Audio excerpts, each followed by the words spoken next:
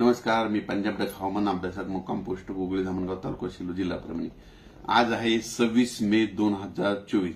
शेतकऱ्यासाठी आज परत एक अंदाज देत आहे, कारण की सध्या काय झालं की पाऊस जवळजवळ येत आहे आणि शेतकऱ्याची बऱ्याच कामं राहिलेली आहेत, म्हणून शेतकऱ्यासाठी खास करून पूर्वकल्पना म्हणून हे अंदाज देत आहे। शेतकऱ्याला सांगू इच्छितो की बंगालच्या अंदमान निकोबार बेटावर 22 मे रोजी मान्सून चांगला सक्रिय झाला आणि सक्रिय झाल्याच्या नंतर चांगला समुद्र व्यापून टाकला। पण चक्रीवादळ झाल्याच्या नंतर काय झालं की त्यानं बाष्प थोडं ओढून घेतल्याच्या नंतर थोडा तो कमजोर होईल, पण परंतु 30 आणि 31 तारखेला मात्र परत पुन्हा सक्रिय होणार आहे आणि त्याच्यामुळे राज्यात महाराष्ट्रामध्ये परत मान्सूनसाठी चांगलं पोषक वातावरण तयार होणार आहे। म्हणून सर्व शेतकऱ्याला सांगू इच्छितो, ज्यांची शेताची कामे राहिली असेल तर तुम्ही काय करा, 30 तारखेपर्यंत तुम्ही शेताची कामे करून घ्या, कारण की राज्यामध्ये मान्सून पूर्व पाऊस 1 जून ते 5 जून खूप म्हणजे चांगला पडणार आहे। काही ठिकाणी ओढे नाले वाहतील असा पाऊस येणार आहे, म्हणून हा अंदाज लक्षात घ्या। आणि त्याच्या पाठीमागे लगेच 8-9 जूनच्या नंतर परत मान्सूनचा पाऊस येणार आहे, म्हणून हा अंदाज लक्षात घ्यायचा। कारण की सर्व शेतकऱ्याला सांगू इच्छितो, बऱ्याच जणांचा असा गैरसमज आहे 1 जून नंतर 1-2 जूनला पडलेला पाऊस अवकाळी असतो। खरं जर पाहिलं तर शास्त्रशुद्ध अभ्यास केल्याच्या नंतर आतापर्यंत की 1 जून खरं तर पावसाळ्यामध्ये 1 जून नंतर पडलेला पाऊस हा मान्सूनचाच गृहीत धरावा लागतो, पण काय झालं की त्याला लोक गृहीत धरत नाही, म्हणून हे अंदाज लक्षात घ्या।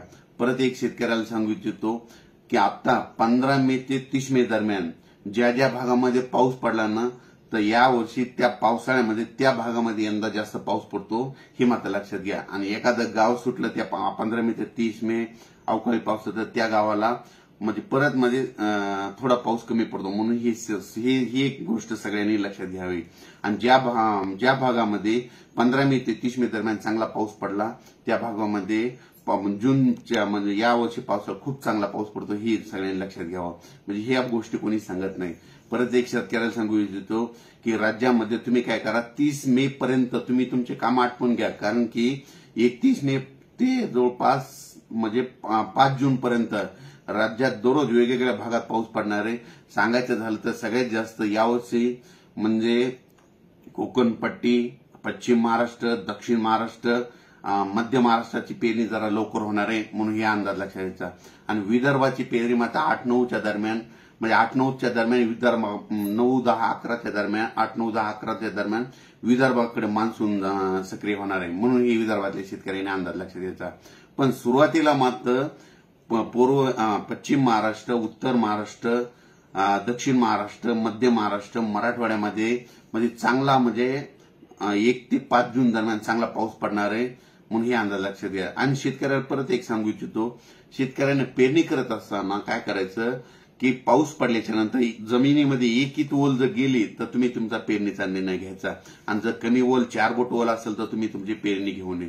आणि परत एक सांगू इच्छितो की 1 ते 5 जून पाऊस पडल्याच्या नंतर परत लगेच त्याच्या पाठीमागे मान्सूनच आहे, म्हणजे मान्सूनचा पाऊस येतोय, म्हणून हे देखील सगळ्यांनी लक्षात घ्यायचं।